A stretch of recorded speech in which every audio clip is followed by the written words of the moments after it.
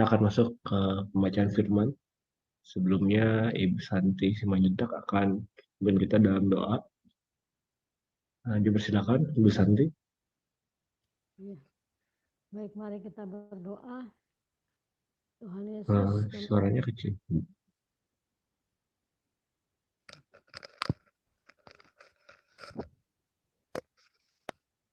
Iya, kita berdoa. Tuhan Yesus, kami siapkan hati kami untuk mendengarkan firman-Mu. Kiranya firman yang akan kami dengar menjadi rema dalam kehidupan kami sehari-hari. Urapi hamba-Mu Pastor Pauzang, berikan hikmat untuk cakap mengajari kami. Berkati kami semua yang mendengarkan firman-Mu pagi ini Tuhan. Menjadi kekuatan kami, menjadi andalan kami untuk hidup di dalam nama Tuhan Yesus. Haleluya, amin. Terima kasih, Bu Santi. Kita akan membaca untuk firman Tuhan pada pagi hari ini di Indonesia Barat di 2 Tawarik 21 ayat 1 sampai dengan 20. Bacaan kami akan dibacakan oleh Bu Nerliana. Dan juga kita akan membaca dari Perjanjian Baru dari Wahyu 2 ayat 1 sampai dengan 29 yang akan dibacakan oleh Bu Sarma. Dipersilakan untuk Bu Nerliana.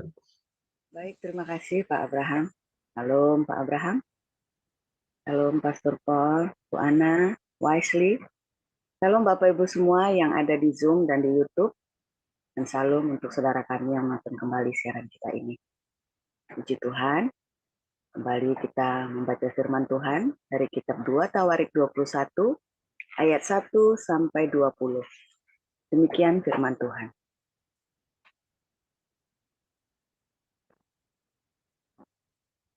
Kemudian Yosafat mendapat perhentian bersama-sama dengan nenek moyangnya.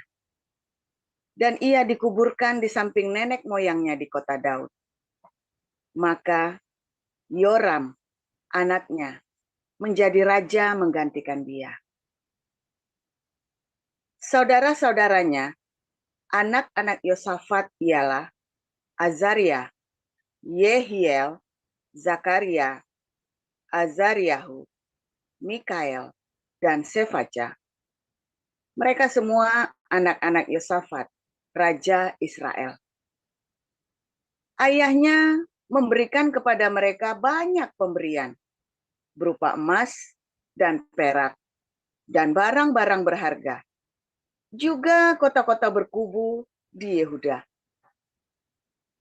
Tetapi kedudukan raja diberikannya kepada Yoram, karena dialah anak sulungnya. Sesudah Yoram memegang pemerintahan atas kerajaan ayahnya dan merasa dirinya kuat, ia membunuh dengan pedang semua saudaranya dan juga beberapa pembesar Israel. Yoram berumur 32 tahun pada waktu ia menjadi raja. Dan 8 tahun lamanya ia memerintah di Yerusalem. Ia hidup menurut kelakuan raja-raja Israel seperti yang dilakukan keluarga Ahab. Sebab yang menjadi istrinya adalah anak Ahab. Ia melakukan apa yang jahat di mata Tuhan. Namun demikian, Tuhan tidak mau memusnahkan keluarga Daud oleh karena perjanjian yang diikatnya dengan Daud. Sesuai dengan yang dijanjikannya, bahwa ia hendak memberikan keturunan kepadanya dan kepada anak-anaknya untuk selama-lamanya. Pada zamannya memberontaklah Edom terhadap kekuasaan Yehuda, dan mereka mengangkat seorang raja atas mereka sendiri. Maka majulah Yoram dengan panglima-panglima serta seluruh keretanya. Pada waktu malam, bangunlah ia. Lalu bersama-sama dengan para panglima pasukan kereta, ia menerobos barisan orang Edom yang mengepung dia. Demikianlah Edom memberontak kekuasaan Yehuda dan terlepas sampai sekarang ini. Lalu Libna pun memberontak terhadap kekuasaannya pada masa itu juga. Itu disebabkan karena ia telah meninggalkan Tuhan, Allah nenek moyangnya. Lagi pula, ia membuat bukit-bukit pengorbanan di gunung-gunung Yehuda. Ia membujuk penduduk Yerusalem untuk berzinah dan ia menyesatkan Yehuda. Lalu sampailah kepadanya sebuah surat dari Nabi Elia yang bunyinya, beginilah firman Tuhan Allah Daud, bapa leluhurmu.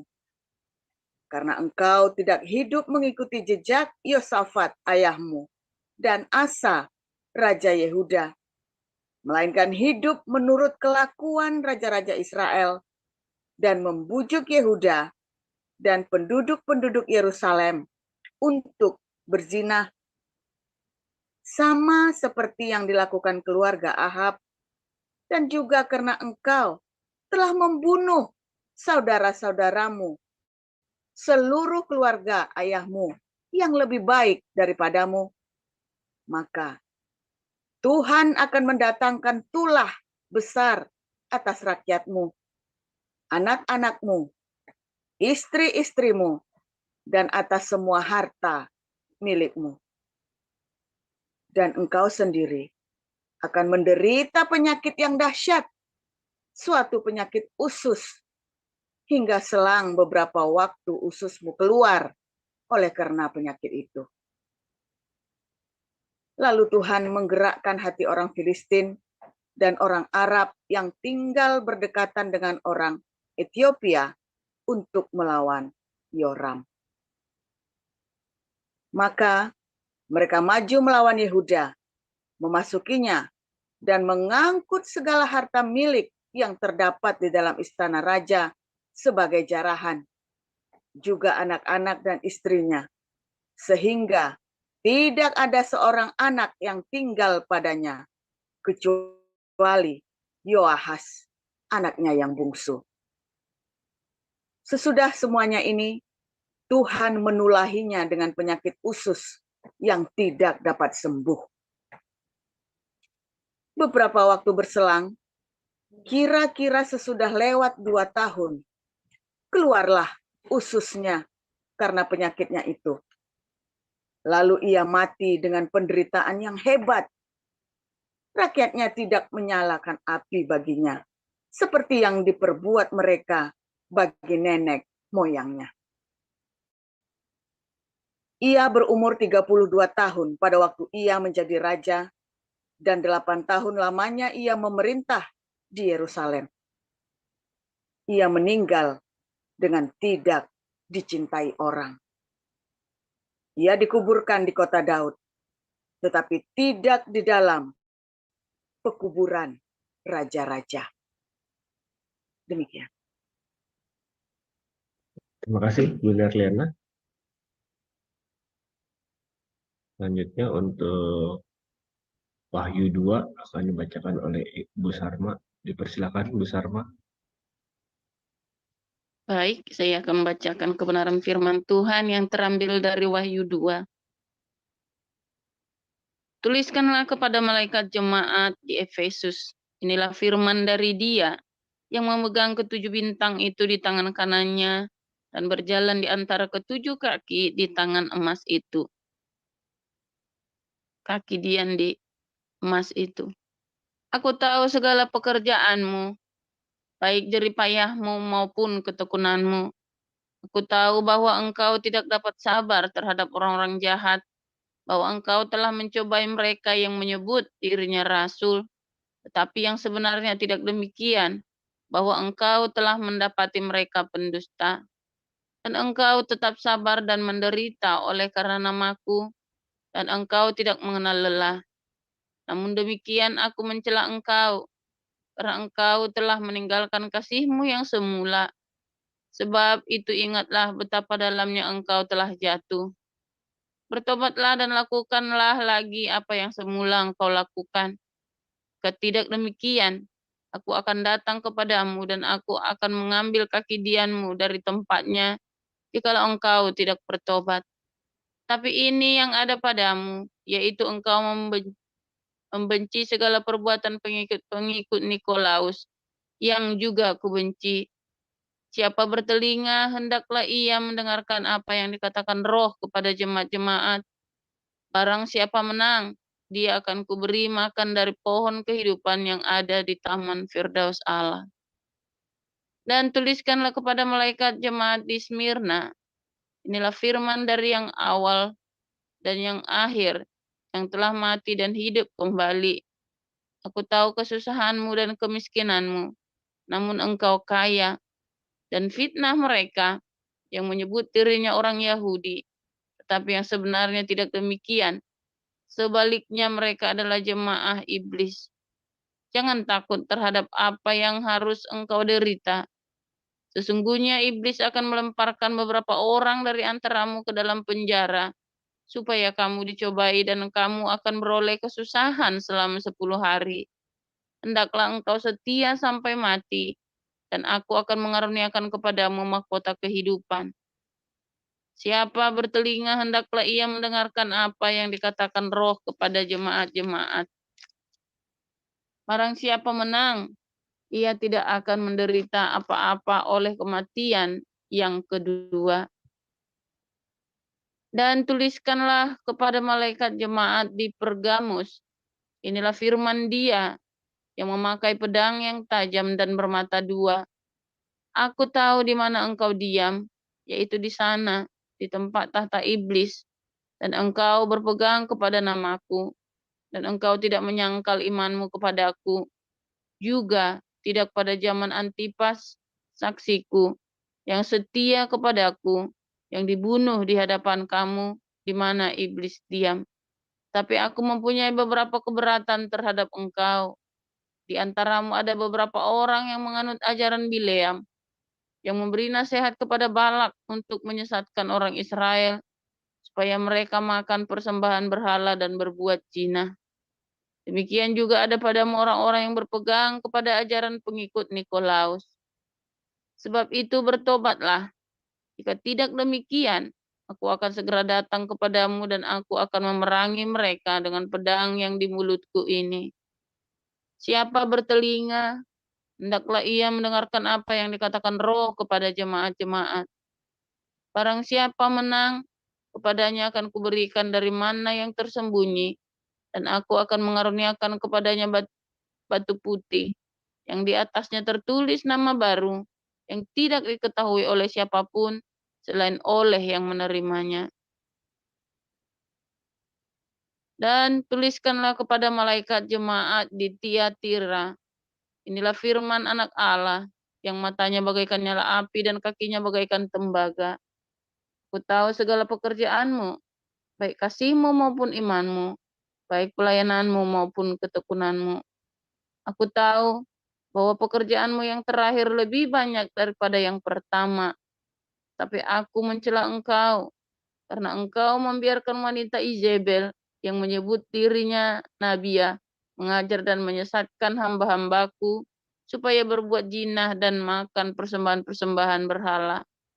Dan aku telah memberikan dia waktu untuk bertobat, tapi ia tidak mau bertobat dari jinahnya. Lihatlah, aku akan melemparkan dia ke atas ranjang orang sakit, dan mereka yang berbuat zina dengan dia akan kulemparkan ke dalam kesukaran besar, jika mereka tidak bertobat dari perbuatan-perbuatan perempuan itu. Dan anak-anaknya akan kumatikan, dan semua jemaat akan mengetahui bahwa akulah yang menguji batin dan hati orang, dan bahwa aku akan membalaskan kepada kamu setiap orang menurut perbuatannya. Tetapi kepada kamu, yaitu orang-orang lain di Tiatira, yang tidak mengikuti ajaran itu dan yang tidak menyelidiki apa yang mereka sebut seluk-beluk iblis, kepada kamu aku berkata, aku tidak mau menanggung beban lain kepadamu. Tapi apa yang ada padamu, peganglah itu sampai aku datang. Dan barang siapa menang dan melakukan pekerjaanku sampai kesudahannya, Kepadanya akan kukaruniakan kuasa atas bangsa-bangsa, dan ia akan memerintah mereka dengan tongkat besi. Mereka akan diremukkan seperti tembikar, tukang periuk, sama seperti yang kuterima dari Bapakku. Dan kepadanya akan karuniakan bintang timur. Siapa bertelinga, hendaklah ia mendengarkan apa yang dikatakan Roh kepada jemaat-jemaat. Demikian.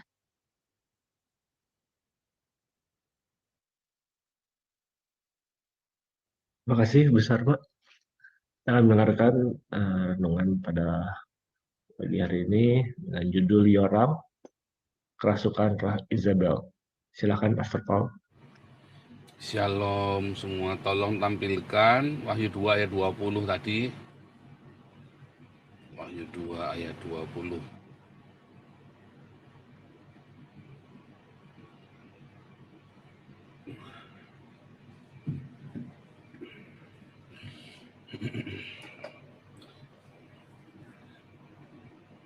Ya, bagus ini ya. Tetapi aku mencela engkau, karena engkau membiarkan wanita Isabel yang menyebut dirinya Nabiah mengajar dan menyesatkan hamba-hambaku supaya berbuat zina dan makan persembahan-persembahan berhala. Ya. Ini luar biasa sekali ini, saudara ya. Saudara, dulu pernah kita bahas ya, beberapa kali, 2 atau 3 kali dulu ya, tentang roh Isabel. Apa sih roh Isabel itu ya? Saudara, roh Isabel ini adalah roh di mana gereja ya, gereja memberanikan diri ya untuk membuat aturan-aturan manusia, saudara ya, menyebut dirinya nabiah, lalu mengajar membuat aturan-aturan manusia, saudara, sehingga dengan aturan-aturan manusia itu orang kalau datang ke gereja asal ikutin aturan itu dia merasa nyaman, lalu aku sudah ketemu Tuhan, gitu ya. Sesimpel itu, saudara.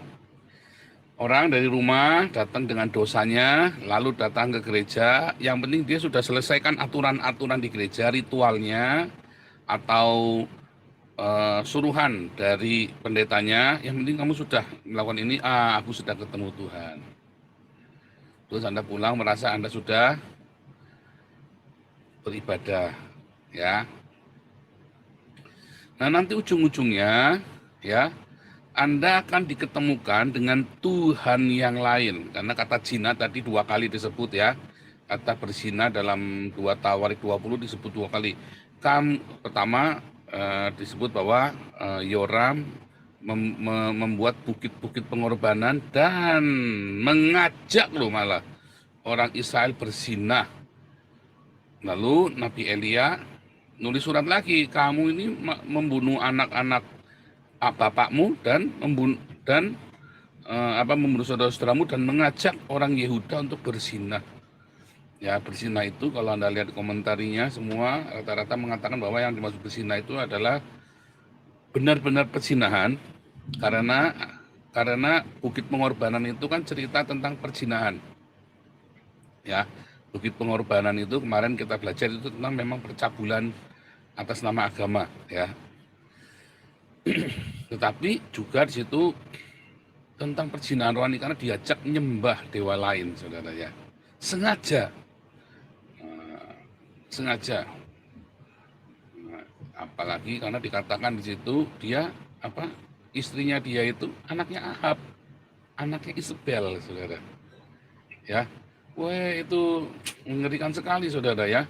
Dan Isabel itu adalah yang mengendalikan seluruh kerajaan Samaria, Israel Samaria, dan mengajak seluruh Israel menyembah berhala, menyembah kepada Baal, saudara. Dan bahkan nanti akhirnya Nabi Elia pun ini ya, di single fighter ya dengan 400 Nabi Baal ya, akhirnya disembelih sama Elia itu ya. Nah, jadi kata perzinahan tadi, ya mengajak berbuat zina, artinya Anda sebenarnya datang ke gereja, tetapi Anda tidak menyembah Tuhan yang kita sembah. Siapa yang Anda sembah di gereja? Bapa, Putra, atau Roh Kudus, saudara? Siapa yang Anda sembah? Wah, ini Pak Erasmus lagi bingung, saudara ya. Yang disembah itu siapa? Nah, ya kalau saya ya yang disembah Tuhan Yesus, saudara ya. Karena saya tahu Bapa dari Tuhan Yesus. Simpel sekali ya. Kita tahu Allah dari mana, saudara? Bagaimana Allah tidak dapat dilihat oleh mata? Itu dari Tuhan Yesus, dan Tuhan Yesus mengajarkan apa, saudara? Mengajarkan untuk kita mengasihi, ya. Jadi Erasmus walaupun bingung dia nggak salah, walaupun dia bingung dan membuat jemaatnya jadi bingung ya, tapi nggak salah. Dia mengajar mengasihi, saudara ya. Sesimpel itu, saudara ya. Tetapi kemudian, oh enggak, kamu nyembahnya kudu yang Trinitas, kudu yang Oneness, kudu yang Trinitarian. Nah ini dewa baru, saudara. Anda lihat Koinonia hari Minggu kemarin ya. Ya, Trinitas, Unitarian, Oneness, Sapelian, segala macam itu dewa-dewa baru buatan Kristen versi pagan, saudara. Karena orang Yahudi nggak mengenal itu. Kan kita menyembah Tuhannya orang Yahudi kan? Iya kan? Kita ini menyembah Tuhannya orang Yahudi. Anda harus catat itu, saudara. Catat ya, itu Anda kudu ngerti itu. Yang kita sembah adalah dewanya atau Tuhannya orang Yahudi, saudara. Kalau Anda nggak ngerti ini, wah Anda bisa melayu kemana-mana, pusing, saudara. Yang kita sembah adalah Yehova Elohim, dewanya orang Yahudi, yang tidak dapat dilihat oleh mata. Lalu sang dewa ini, ya, datang ke dunia ini dalam rupa Yesus Kristus. Nah, itulah yang kita sembah. Yesus Kristus ini adalah sang Yehova sendiri. Jadi Anda jangan bingung ya. Tapi bukan yang Oneness, Trinitas dan segala macam dengan segala macam keterangan-keterangannya itu. Yang kita sembah adalah Yehova Elohim, dewa orang Yahudi. Dah itu. Nah, kita taunya, kita kenalnya di dalam nama Yesus Kristus. Ya. Sebab kita sendiri tidak melakukan Torah, beda dengan orang Yahudi melakukan Torah. Nah, maka kita berhenti di Yesus. Tapi Anda tidak perlu yang Trinitas, Oneness, Unitarian, itu nggak perlu. Karena orang Yahudi tidak mengenal Trinitas, Oneness, Unitarian. Ya. Orang Yahudi percaya yang namanya antropomorfisme, bentuk manusia dari Yehova. Ya. Antropo itu manusia, morfis ya. Morfologi, bentuk ya, morf, bentuk manusia. Nah, itu ya. Antropomorfisme, ada orang mengartikan lain itu, aduh salah sekali itu, yang ngawur sekali itu. Ada orang yang ngaku-ngaku rabi, dipanggil rabi tukang kawin kali, maksudnya rabi kawin ya. Saya sampai ketawa terbawa, ini orang on banget ya. Nah itu ya, orang tidak sekolah, sok-sokan pakai. Saya ingat ya, saya pernah punya kerabat, kalau ngomong bahasanya tinggi-tinggi, eufemisme, pokoknya yang bahasa-bahasa aneh-aneh, tapi nggak pada tempatnya gitu loh. Anda tahu nggak itu? Ada orang yang sering gitu ya. Itu siapa ya yang itu? Yang tukang kawin itu, yang suka kalau ngomong bahasanya tinggi-tinggi bahasa Inggrisnya, tapi sebenarnya bukan itu artinya. Vicky, Pastor. Vicky ya. Ingat nggak Vicky itu yang itu yang selebgram itu ya? Bahasanya tinggi, tapi itu salah yang dia ngomong itu bukan kosakatanya itu. Nah itu seperti gitu ya. Nah, jadi antropomorfisme itu adalah bentuk manusia dari Yehova. Orang Yahudi tahu itu, saudara. Orang Yahudi percaya ada bentuk manusia dari Yehova, seperti Kejadian 18. Ketika Yehova datang kepada Abraham, ya ada 3, 1 Yehova, yang 2 adalah malaikat. Lalu Abraham menyambut dan sujud menyembah mukanya sampai ke tanah. Gitu ya. Nah, jadi banyak orang ya akan mengalihkan Anda ya, alih-alih datang kepada Tuhan Yesus, Anda akan dialihkan kepada dogma gereja. Ya. Sebetulnya kan itu salah satu yang ditentang oleh Martin Luther. Ya, waktu itu gereja Katolik terjadi penyimpangan ya, bukan gereja Katolik menyimpang ya. Ini orang-orang kadang-kadang congekan ya. Waktu itu gereja Katolik menyimpang saat itu, dan harus diakui memang ada penyimpangan dia jual surat pengampunan dosa. Itu penyimpangan, saudara. Orang tidak diajar datang pada Tuhan, tapi diajari datang kepada imam dan beli surat pengampunan dosa. Nah, itu saudara yang terjadi. Nah, itu sama persis dengan keadaan hari ini. Anda tidak diajari datang kepada Tuhan Yesus, tapi Anda diajari datang kepada gemerlapnya acara gereja. Ya, yang tumbang-tumbang itu. Terus Anda berpikir Anda sudah ketemu Tuhan. Terus di situ Anda mulai apa, saudara? Oke, Tuhan Maha Pengampun, Tuhan Maha Pengampun. Lalu Anda diajari berzina, bukan saja roh Anda yang berzina, bahkan secara fisik akhirnya berzina. Justru ya, kalau Anda lihat ya, apakah percabulan mulai dari saksi Yehova? Bukan, saudara. Apakah Erastus Sabdono mengajarkan percabulan? Malah Erastus Sabdono mengajarkan kekudusan. Tapi Anda lihat ya, justru kompromi terhadap dosa itu datangnya dari gereja-gereja yang ngaku-ngaku Trinitas, saudara. Kedua, komprominya dari gereja yang mengaku-ngaku ada Roh Kudusnya, ya kan? Di Belanda ini, ya, gereja-gereja yang tadinya Trinitas, pendeta-pendetanya banyak yang homo, ya. Udah sering saya ceritain ya. Nanti kapan-kapan saya pengen ngajak dia ini, tapi jangan dibully ya, saudara ya. Saya pengen ngajak pendeta ini, saya interview di sini ya, saudara ya, kapan-kapan. Pendeta Trinitas ya, homo.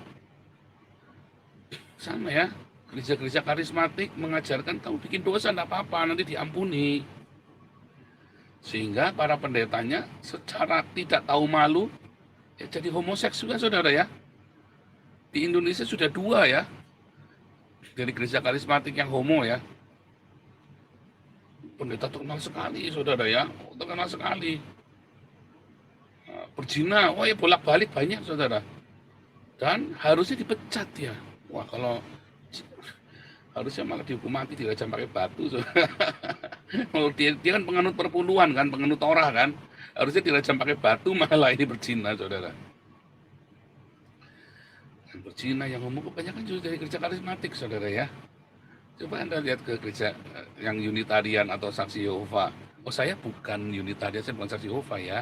Bukan ya, Anda jelas, saya percaya bahwa Yesus adalah Sang Yehova. Udah jelas ya, pengajaran saya jelas bahwa Yesus adalah Sang Yehova sendiri. Bukan Yohanes, saya juga bukan Yohanes, saudara ya. Tapi yang pendeta-pendeta yang Yohanes banyak yang berzina loh. Ya, yang Cina, yang terlibat kasus keuangan, yang Cina, yang macam-macam ya kan. Terang-terangan. Karena mereka dibawa kepada dogma dan tidak hidup. Itu masalahnya itu, saudara. Ya. Lalu diajak makan persembahan berhala ya. Itu secara hurufiah itu ya. Artinya Anda kalau makan ini ya, Anda nanti akan mendapat kekuatan dari Tuhan. Itu berhala, saudara. Contohnya apa? Kalau Anda makan perjamuan suci, makanya kita nggak ada perjamuan suci ya. Ya, kalau Anda makan perjamuan suci, wah Anda akan holy. Itu berhala, saudara. Perjamuan suci yang diperlakukan dengan seperti Tuhan, contohnya di gereja Tiberias ya, atau minyak urapan, itu berhala, saudara. Anda nggak sadar ya, itu berhala. Ya, perjamuan suci adalah simbol. Ya, perjamuan suci di gereja namanya juga perjamuan suci karena aslinya nggak ada tuh yang begituan, aslinya nggak ada. Jadi itu adalah simbol. Jadi jangan diperlakukan dengan berlebihan, biasa aja. Kalau di komunitas kita nggak ada, karena perjamuan Tuhan adalah diakonia, itulah perjamuan Tuhan, saudara ya. Yang Anda lakukan diakoniamu, ya, inilah tubuhku yang terpecah, artinya itu hidup kita yang berbagi. Inilah darahku, artinya marturia, Anda bersaksi. Ya, tubuh dan darah Kristus adalah diakonia dan marturia, sama dengan meja roti sajian dan kaki dian di dalam ruangan suci. Sama ya. Nah, tapi Anda dibawa kepada satu ritual. Nah, sehingga itulah roh Isabel. Akibatnya, saudara, yang terjadi dengan Yoram, karena dia kerasukan roh Isabel, ya, Dia menggunakan agama ini untuk memanipulasi rakyatnya. Ya kan? Kalau rakyat dibawa menyembah Yehova, maka dia sendiri, karena dia sendiri cabul, karena dia sendiri tidak bisa mengikuti hukum-hukum Yehova, dia rugi, saudara. Tapi karena dia mau hidup di dalam dagingnya dia, ya udah rakyatnya diajak berdosa sama-sama. Sama ya. Pendeta-pendeta juga begitu, karena dia sendiri mau mencapai cinta, saling memberi nggak bisa, maka Anda diajak apa? Ya perpuluhan saja ke gereja, yang penting kamu kasih ke sama Tuhan. Nah itu begitu saudara ya. Nah, pendeta-pendeta ini banyak yang kerasukan roh Isabel, pendeta-pendeta Oneness, pendeta-pendeta Trinitas, pendeta-pendeta Unitarian, banyak yang kerasukan roh Isabel dengan menjadikan dia sebagai center, sebagai pusat. Ya. Nah, itulah roh Isabel, saudara ya. Nah, kalau kerasukan roh Isabel, artinya ini hamba-hamba Tuhan ini menggila, saudara ya.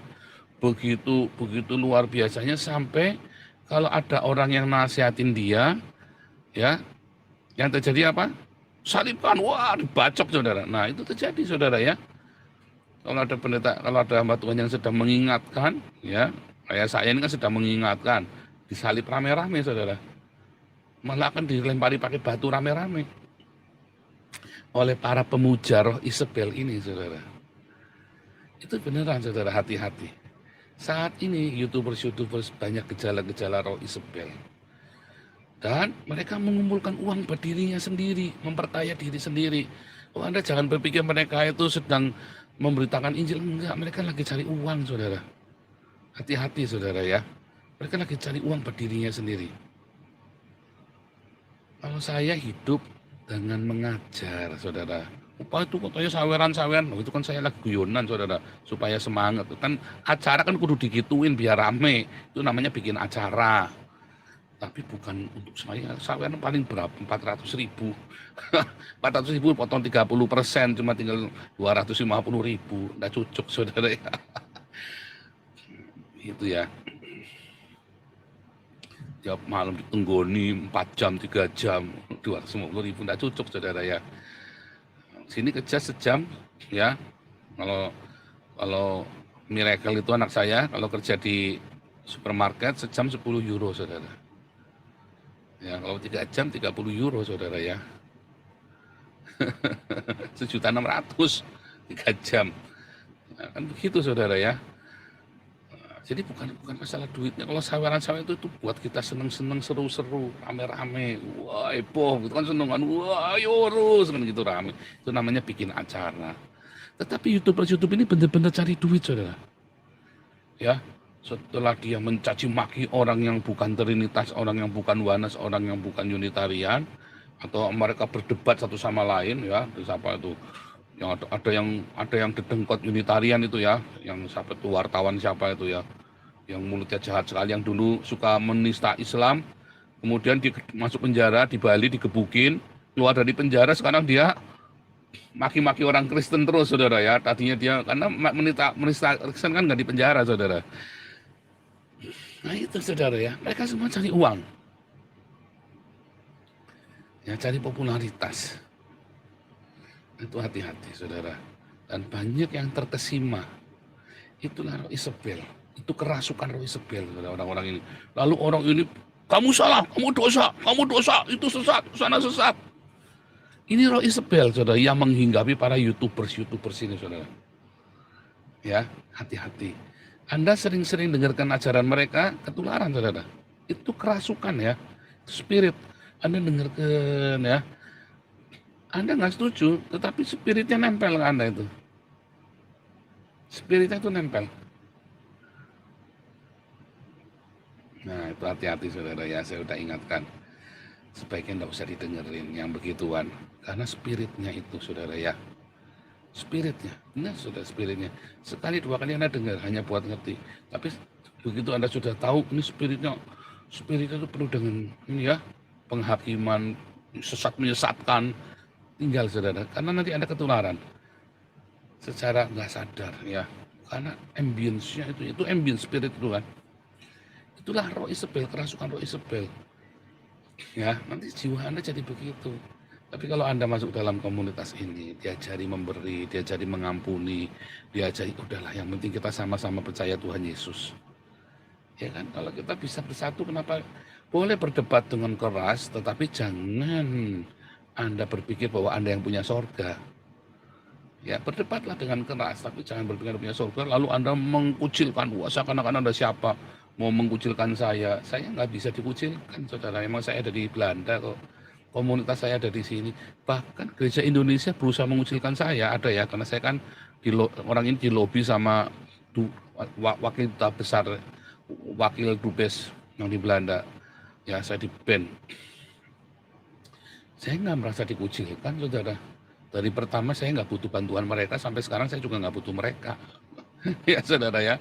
Pokoknya kamu tidak kerjasama dengan saya bikin di sana, saya sedot jemaatnya. Kan begitu saja, saudara kan. Emang gua pikirin, kamu bisnis, saya juga bisnis. Kamu tidak tolong saya juga nggak urusan dengan kamu kan. Kan begitu, saudara. Sama-sama dagang gitu. Kita terang-terangan aja kita dagang, gitu aja kan. Kamu bisnis, cari uang, ya, saya juga dagang. Tinggal urusan hati kita sama Tuhan bagaimana kan. Saya masih statement begitu. Kucilkan saya, oh ya silakan saja. Emang gue pikirin. Nyatanya komunitas kita makin lama makin berkembang. Oh sudah ditinggal. Enggak juga. Sawerannya kemarin kenceng banget malah. Saya sampai kaget. Oh ini sawerannya kenceng banget. Ditinggal bagaimana coba. Ya karena 2 bulan memang kita sempat down ya viewernya ya. Down karena kita ada beberapa konflik ya, dan memang saya 2 bulan nggak konsen ya, saya lagi kuliah, jadwalnya saya kacau sekali ya. Ini saya benahi. Oh ya, saya ada upload YouTube baru, saudara ya, bagi yang member, yang sudah join member ya. Anda nggak bisa ikut kelas pemuritan, tapi ada join member itu ya. Join member ya bayar murah, tapi murah. Anda situ sudah ada sudah ada video-video terbaru ya, saudara ya. Nonton aja di sana ya, di update. Saya nanti tiap minggu akan update terus ya, tiap minggu update. Bisa belajar dari sana ya, kelas evangelis, apologetik, apostolik ya. Itu saudara ya. Haleluya. Jadi ingat-ingat ya, jangan sampai Anda kerasukan roh Isabel seperti para YouTubers ini, saudara ya. Banyak yang kerasukan roh Isabel ya, menganggap dirinya itu nabiah. Ya kan, merasa dia paling benar, udah gitu ajarannya salah lagi. Ngajar sejarah salah, ngajar ini ayatnya salah, ya salah semua ya. Memang dia bukan pengajar. Dia memaksa mengajar, menyesatkan hamba-hamba supaya berbuat zina. Akhirnya orang-orang juga berbuat zina juga, saudara ya, sesama YouTubers ini ya. Menjijikan sekali. Bukan cuma berbuat zina, ya, dasarnya cari duit ya. Pakai duit apa segala macam, duit donasi dipakai. Ya kan, janji mau bikin panti asuhan, katanya jadi bikin lokalisasi ya, dan seterusnya, saudara ya. Pokoknya yang aneh-aneh ini ya. Kalau di sini bagaimana uangnya, ya nggak bisa, saya nggak bisa ngambil uang, bendaharanya galak-galak, ya kan, nggak bisa. Jadi itu ya, saudara Isabel, Anda jangan terjebak dengan orang-orang yang suka ribut, saling sesat, menyesatkan. Ya, dan ciri khasnya apa? Mereka suka menekan orang yang lain, tapi mereka sendiri ketakutan sama orang Islam, saudara. Ya, itu ciri khasnya banget itu ya, ketakutan sama orang Islam. Oh, Pak Paul juga kabur? Enggak, saya dari di Indonesia sudah saya tunjukkan kan, saya samperin satu-satu ustadznya, saya baptis kan. Mereka berani nggak begitu kayak saya, satu-satu ustadznya samperin dibaptis. Kayak saya kan tak baptis itu Ali Makrus itu kan, langsung ke sarangnya, tak injilin, tak baptis langsung. Itu ya, itu tanda pecundang. Dia tidak berani sama yang mayoritas, dia beraninya sesama minoritas, ditekan sama dia. Itu pecundang, ciri khas kayak siapa? Datan dan Abiram. Mereka ngelawan orang Mesir nggak berani, mereka bertengkar sendiri sesama orang Israel. Ya, itu ciri khasnya tuh roh Isabel itu begitu, saudara ya, ribut sendiri. Karena mereka mau ngatur yang lain. Itu pengajaran roh Isabel ya. Hati-hati. Jangan sampai Anda masuk ke dalamnya, spiritnya nempel ke Anda, udahlah, nggak usah dengerin lah yang begitu-begitu, tinggal aja begitu orang, itu Trinitas sesat, Anda tinggal aja, saudara, tinggal. Oh ini berarti ini udah nggak mutu nih. Serius, tinggal aja, itu udah pengajaran nggak mutu itu dialah yang masuk neraka, dialah yang sesat. Nyatanya paling penting apa, saudara? buahnya. Ingat-ingat ya, Yesus yang wanti. Dari mana kita tahu pengajarannya benar salah? Yesus sudah wanti-wanti loh. Dari buahnya, saudara. Dari buahnya. Makanya, ya, ini pengajarannya dari dokter. Saya juga dokter, saudara ya. Tenang saja, saudara. Saya juga dokter. Saya jadi dokter supaya kalau ada orang-orang yang ini pengajarannya dari buku ini, buku itu, profesor dokter ini. Saya juga dokter saya ada 2, saudara. Cuma buat itu doang. Cuma buat mengendorse saja. Tapi sebenarnya pengajaran benar salah bukan karena dokter atau nggak dokter, karena buahnya, saudara. Ya, bukan karena mayoritas, minoritas, bukan, tapi dari buahnya. Ingat-ingat itu ya, saudara ya, dari buahnya. Buahnya Roh Isabel atau buahnya dari apa? Ya, buah dari Roh Kudus. Ada kasih, sukacita, damai sejahtera. Ada unity di situ ya, saudara ya. Ada pengampunan. Ya, dan ada aksi yang nyata, nggak cuma bacot doang.